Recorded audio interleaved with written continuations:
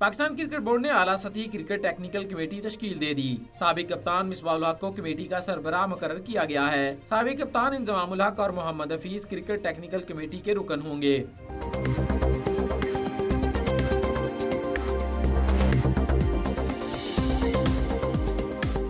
Cricket technical committee domestic cricket ढांचा, playing conditions, कौमी selection committee का तकर्रर, कोचिंग स्टाफ की तकर्री, सेंट्रल और डोमेस्टिक कॉन्ट्रैक्ट्स और एम्पायर्स, रेफरीज और क्यूरेटर्स के बारे में तजावीज देगी। माहिरीन क्रिकेट मदऊ कर सकेगी। बाकायदगी से management committee head Zaka Ashraf को रिपोर्ट पेश करेगी।